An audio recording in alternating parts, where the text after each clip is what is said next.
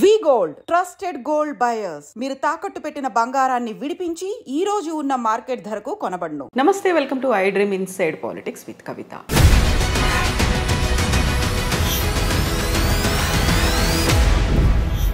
అక్రమంగా అమెరికాలో చొరబడ్డటువంటి వలసవాదుల్ని చేతులకి కాళ్ళకి సంకెళ్ళు వేసి మిలిటరీ విమానంలో పంపించేస్తోంది అమెరికా. అందులోనూ మన భారతీయులు కూడా ఉన్నారు. అయితే దీనిపై విపరీతమైనటువంటి విమర్శలు, వివాదాలు మొదలైపోయాయి.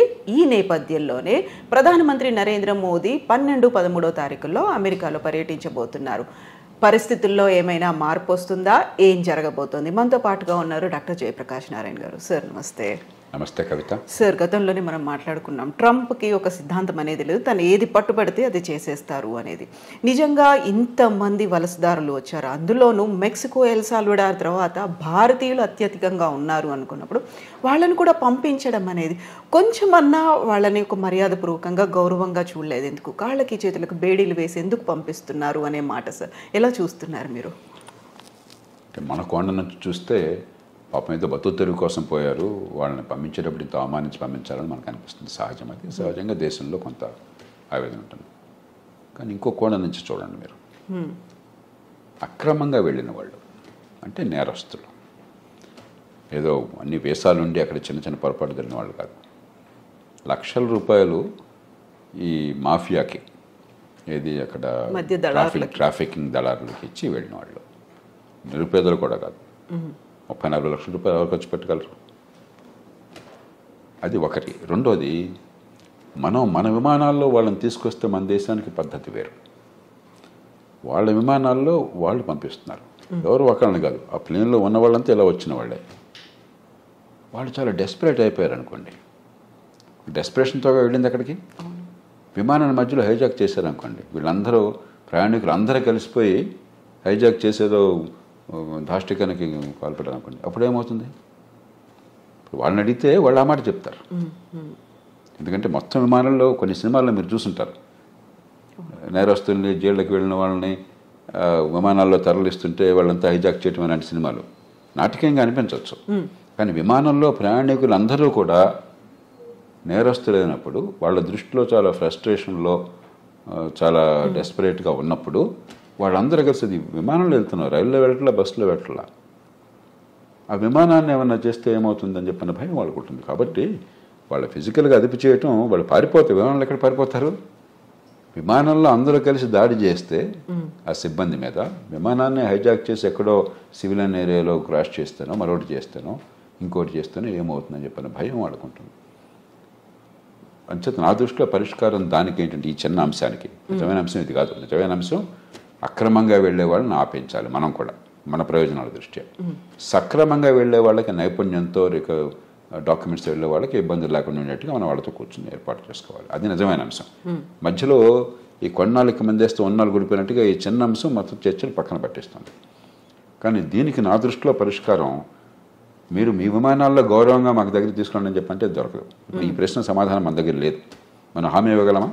విమానంలో కూర్చునే వాళ్ళంతా కూడా ఏ రకంగా లేకుండా చాలా మర్యాదగా ఉంటారని. మామూలుగానే విమానంలో ప్రయాణం చేస్తుంటే ఎయిర్ హోస్టెస్ మరొకళ్ళు చాలా అవమానిస్తుంటారు, అరుస్తుంటారు మన కల్చర్లో. అలాంటి కొన్ని సంఘటనలు చూస్తుంటాం. కాబట్టి మా విమానాల్లో మేము తెచ్చుకుంటాం, ఒకసారి మీరు మాకు అప్పు చెప్పాక వాళ్ళ బాధ్యత మాది అని మనం తీసుకుని అవ్వకండి. మనం సంఖ్యలు వేస్తామో వేయకుండా ఉంటామో అంత మన బాధ. అప్పుడు గొడవ లేదు. అలా పరిష్కారం ఆలోచించాలి తప్ప ఇది భారత్ను అమెరికాకి మధ్య యుద్ధంగా ఈ విషయాన్ని భావించకూడదు. ఉద్రేకంతో మనం సాల్వ్ చేయాలి. ఆ అవతల బాధ కూడా గురించి. మన దేశం నుంచి ఉదాహరణకి పాకిస్తాన్కు మరో దేశంలో నేరస్తుని మనం పంపించాం. మనం అమెరికా స్థాయి కాదు, అప్పుడు మన దేశంలో ఉండాలని వాళ్ళని కోరుకోవట్లేదు. కానీ బాగా ఇక్కడే ఉండాలని కోరుకున్నది వాళ్ళకి. అక్కడికి పోతే బీతి వెంటనే గందరగోళం ఉంది. మరి వాళ్ళని ఏదో రకంగా కట్టడి చేయకపోయినట్టయితే విమానాన్ని వాళ్ళు పక్కదో పట్టిస్తే ఏమవుతుంది? అంచేత మన విమానాల్లో మనం తెచ్చుకున్నట్టయితే ఇబ్బంది ఉండదు. కాకపోతే సార్, ఇప్పుడు మాల్యా లాంటి వాళ్ళని, నీరవ్ మోదీ లాంటి వాళ్ళు, మెహుల్ చోస్కి వాళ్ళని కోట్లాది రూపాయలని వాళ్ళకి రైట్ ఆఫ్ చేసేసి వాళ్ళు ఎక్కడున్నారో తెలీదు, తెలిసినప్పటికి కూడా వాళ్ళని తీసుకువచ్చే ప్రయత్నాలు ఇవన్నీ జరగనప్పుడు వీళ్ళు పాపం అమాయకంగానో లేకుంటే ఇంకెవరి మాటలో నమ్మి వెళ్ళిపోయిన తర్వాత వీళ్ళని అంత అమానవీయంగా తీసుకురావాలనేది ఇక్కడ డ్యూయల్ రోల్ ఉందా సార్? రెండుకి తేడా మనం చాలా ఎమోషనల్గా చేస్తున్నాం. నీరవ్ మోదీ కానీ మాల్యా కానీ క్రమక్రమంగా తిరిగి వస్తున్నారు ఇండియాకి. వాళ్ళు ఆ దేశంలో ఎవరే దేశంలో ఉన్నా ప్రజాస్వామ్య దేశాల్లో రాజ్యాంగం కింద వాళ్ళ హక్కులు స్వేచ్ఛలు ఉన్నాయి, ప్రాథమిక హక్కులు స్వేచ్ఛలు ఉన్నాయి. దాని ప్రకారం డ్యూ ప్రాసెస్, కోర్టులకు వెళ్ళటం, ఎక్స్ట్రడిషన్ కోసం మనం కోరితే ఈ కారణంగా మమ్మల్ని పంపించదని వాళ్ళు కోరటం, చివరికి కోర్టు తీర్పు అవటం, అంతా కూడా వాళ్ళు డబ్బులు ఉన్నాయి కాబట్టి మంచి లాయర్లు పెట్టుకుంటారు, కోర్టులకు వెళ్తారు. అంతేగాని మనం తీసుకోవడం మన చేతుల్లో లేదు. మనం ఎవరం కూడా నీరవ్ మోదీనో మాల్యానో మరొకరినో తీసుకురావద్దని మనం అనుకోవటం కాదు. ఆ దేశంలో పోయి దాడి చేసి వాళ్ళని తీసుకొచ్చే శక్తి లేదు, అధికారం లేదు మనకి. వాళ్ళు మనకు పంపించడానికి సిద్ధపడాలి. దానికి ఒక ప్రాసెస్ ఉన్నది. ప్రపంచంలో ఎంత కుబేరుడైతే అంత ప్రాసెస్ ఆలస్యం అవుతుంది. కోర్టులో అంత గట్టి లాయర్లను పెడతారు, అంతగా వాయిదా వేస్తూ పోతుంటారు. అంతే తప్ప ఇక్కడ వీళ్ళని మనం తీసుకురావటంలా. ఆ దేశంలో చట్టాలు ఉల్లంఘించారు, అక్కడ కోర్టులు వీళ్ళ కేసులు ఒప్పుకోలేదు కాబట్టి విధిగా రావాల్సి వస్తుంది. అలా చూడాలి తప్ప దీని పెద్దాన్ని మనం ఒక ఎమోషనల్ కోణం నుంచి చూస్తే పరిష్కారం రాదు. సో ఇప్పుడు టారిఫ్లు విధించడం అనేది అమెరికాకి ఏ దేశం నుంచి స్టీల్, అల్యూమినియం ఇలాంటివి వచ్చినప్పటికీ కూడా 25% వాళ్ళ మీద సుంకాలు విధిస్తాము అనేటువంటి ఒక ప్రకటనతో పాటుగా ప్రతి చోట కూడా ట్రంప్ తన మార్కును చూపిస్తున్నాడు అనే మాట వినిపిస్తోంది. అదే సమయంలో పొద్దున ఒక మాట చెప్తున్నాడు, మధ్యాహ్నం ఇంకో మాట చెప్తున్నాడు, సాయంత్రం ఇంకో మాట చెప్తున్నాడు. మామూలుగా ఏంటంటే పరిపాలనలో ఎప్పుడు కూడా విధానం ఏం కావాలని మల్లగొల్లాలు పడుతూ ఉంటారు. కొందరు ఇలా చేస్తే బాగుంటుంది అంటారు, మరికొందరు అలాగా దానిలో ఇబ్బందులు ఉన్నాయి, ఇలా చేస్తే బాగుంటుంది అంటారు, మరికొందరు ఇంకో రకంగా అంటారు. ఇవన్నీ చర్చించుకుని నిగ్గు తేల్చి చివరికి ఏది మంచి విధానం ఆలోచించి అప్పుడు పై స్థాయికి పంపిస్తారు.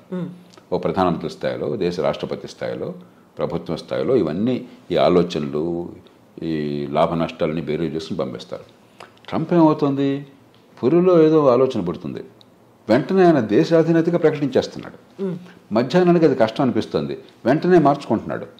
పొద్దున్న ప్రకటించినప్పుడు ఆయన బృందం అంతా వైట్ హౌస్లో ఆయన కేబినెట్ మంత్రులు కానీ లేకపోతే ఆయన ఉన్నతాధికారులు కానీ మా నచ్చుగా నాయకుడు దేశాధినేత ఆదేశం ఇచ్చాడు కదా ఆయన సమర్థించాలా. మధ్యాహ్నం మాట మారుస్తున్నాడు, మళ్ళీ దీన్ని సమర్థించాలా. సాయంత్రం ఇంకో మాట చెప్తున్నాడు, మళ్ళీ దాన్ని సమర్థించాలా. అంటే ఒక తొగ్గలకి వ్యవహారంలాగా తయారవుతుంది. ట్రంప్ కూడా నిలకడగా, ఎందుకంటే నిలకడగా కొన్ని విషయాల్లో నిలకడగా నడిచవచ్చు. ఇమిగ్రెంట్స్ ఉండటానికి వెళ్ళలేదు, అక్రమంగా వచ్చినటువంటి ఇమిగ్రెంట్స్ ఉండటానికి వెళ్ళలేదు, అక్కడ కన్సిస్టెంట్గా ఉన్నాడు. మంచి వచ్చేటో పక్కన పెట్టండి. అలాగే మరికొన్ని విషయాలు, కానీ కొన్ని విషయాల్లో పొద్దున మధ్యాహ్నం సాయంత్రం ఒక్కసారి ప్రభుత్వం మాట 2-3 సార్లు మారిపోతుంది. అది ఏ దేశానికి మంచిది కాదు. విధానాలు లోతుగా ఆలోచించాలి, తొందరపడి నిర్ణయాలు చేయకూడదు, అన్ని రకాలుగా పూర్వాపురాలు పరిశీలించాలి.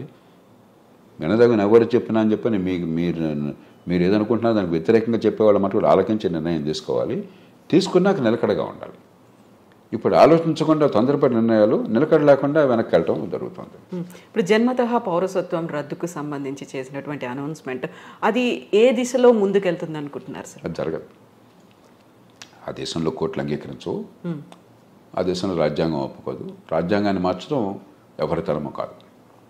అయితే ఒక్కటే అవకాశం ఉన్నది, ఇది సుప్రీంకోర్టు దాకా వెళుతుంది. బహుశా వెళితే సుప్రీంకోర్టు తీసుకోవాలనేది. మన దేశంలాగా ప్రతి కేసు సుప్రీంకోర్టు తీసుకోదు. అక్కడ కింద కోర్టులో దీన్ని ఆపేశారనుకోండి, సుప్రీంకోర్టు తీసుకోకపోవచ్చు అసలు. మన దేశంలో ప్రతి చెత్త చెదారం ప్రతి కేసు వెళ్ళిపోతుంది సుప్రీంకోర్టుకి. అక్కడ అట్లా ఉండదు. ఏడాదికి 100 కేసులు చూస్తారంతే. వాళ్ళు ముఖ్యం అనుకున్నాయి, మిగతావన్నీ అప్లికేషన్ పెట్టి మాత్రం కోర్టుకు తీసుకురావాలి. ఊరికే డాకెట్ షీట్ నిండిపోతుంది, కోర్టుకు వేరే పని ఉండదు. ఒకవేళ తీసుకుంటే సుప్రీంకోర్టు తిరస్కరిస్తుంది. కానీ బహుశా ఏది ఆమోదించే అవకాశం ఉంది అంటే గట్టిగా ప్రభుత్వానికి వాదించే అవకాశం ఒకటి ఉన్నది. అక్రమంగా తల్లిదండ్రులు కనుక దేశానికి చొరబడ్డట్టయితే, ఏ రకమైన డాక్యుమెంట్ వేసా లేకుండా అలా చొరబడ్డాక ఈ దేశంలో బిడ్డలను కన్నట్టయితే వాళ్ళకి పౌరసత్వం రాజ్యాంగంలో పదజాలం ప్రకారం వాళ్ళకు కూడా అవుతుంది, ఆ దేశంలో పుట్టారు కాబట్టి. కానీ రెండో పార్ట్ పదజాలం మళ్ళీ కొంచెం సందిగ్ధంగా ఉంది.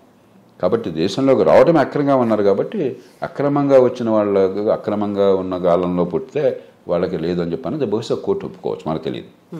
కాబట్టి భారతీయులకి ఇప్పుడు ఈ రకంగా అక్రమంగా వెళ్ళిన వాళ్ళకి ఇబ్బంది అవుతుంది. కానీ 195 మంది భారతీయులు ఈ దేశం నుంచి అమెరికా పోయేది చదువుకున్న వాళ్ళు, నైపుణ్యం ఉన్నవాళ్ళు, ఆ దేశంలోనే ఉన్నత విద్యను పొందిన వాళ్ళు చాలామంది,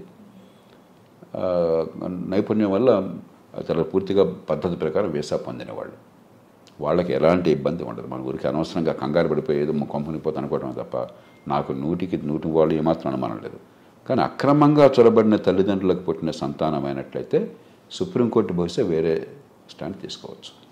సార్ మీరు ఇప్పుడు 95% ప్రాపర్ మెథడ్లో వెళుతున్నారు అనుకున్నప్పుడు మిగతా 5%ని విమానాల్లో ఆ దేశాలకు పంపిస్తుంది. మన భారతదేశం వాళ్ళని ఎలా ట్రీట్ చేయాలి, ఏం చేయాలంటారు? అవగాహన కల్పించాలా? మళ్ళీ అవకాశం ఇప్పుడు ఈ దేశంలో 145 కోట్ల జనాభా ఉంది. 54 కోట్ల మంది పనిచేసేవాళ్ళు ఉన్నారు. దానిలో అత్యధికులు అసంఘటిత రంగం, రెక్కాడితే డొక్కాడిన వాళ్ళు, రేపు పొద్దున భోజనం ఎక్కడ దొరుకుతుంది తెలియని వాళ్ళు. కాబట్టి మన దేశంలో వాళ్ళేదో అక్రమ ఖర్చు పెట్టి అమెరికా వెళ్ళారు కాబట్టి వాళ్ళని ప్రత్యేకంగా నెత్తినెక్కించుకోవడం సాధ్యం కాదు. అందరి పౌరులతో సమానం. ఈ దేశంలో అందరికీ ఏ ప్రయత్నాలు చేయగలుగుతాం మనకున్న వనరులతో, మనకున్న పరిస్థితుల్లో, మనకున్న అవకాశాలతో ఆ ప్రయత్నాలు వాళ్ళకి చేస్తాం తప్పితే వీళ్ళని ప్రత్యేకంగా నెత్తిన పెట్టుకోవడం నేను చెప్పిన మాట విరుచించకపోవచ్చు. ఎందుకంటే మన దేశంలో 2 రోజులు కొంచెం ప్రచారంలోకి వస్తే అది ప్రపంచంలో మోస్ట్ ఇంపార్టెంట్ ఇష్యూ. అంటే భారతదేశంలో ఈ కోట్ల మంది భవిష్యత్తు అక్కర్లేదా మనకి? కాబట్టి ఖచ్చితంగా ఈ దేశంలో ఉన్న మేరకు ఆ పరిస్థితులను బట్టి అవకాశాలు ఉంటాయి. అక్కడి నుంచి వచ్చేవాళ్ళు మరి ఇంకోటి గమనించండి, అత్యధికులు లక్షలాది రూపాయలు ఖర్చు పెట్టి వెళ్ళిన వాళ్ళు. కాబట్టి వాళ్ళు కొంత సొంతంగా బతకగల వాళ్ళు, బతకలేని వాళ్ళు కాదు. అందులో మనం చర్చ చేసినప్పుడు కూడా పత్రికల్లో కానీ టీవీల్లో కానీ ఇదేది మిడిల్ ఈస్ట్ అనుకోండి, అక్కడికి వెళ్ళిన వాళ్ళు అత్యధికులు, కొందరు బాగా నైపుణ్యం ఉన్నవాళ్ళే, మిగతా వాళ్ళు పాపం కాయ కష్టం చేయడం కోసం వెళ్ళిన వాళ్ళు. అది ఇది ఒకటి కాదు. అంచేత మనం ఖచ్చితంగా సానుభూతి చూపెట్టాలి. అంతేగాని మిగతా అన్ని వదిలేసి వీళ్ళ కోసం ప్రత్యేకంగా ప్రభుత్వాలు చేయమంటే మిగతా ప్రజలంతా ఏంటి?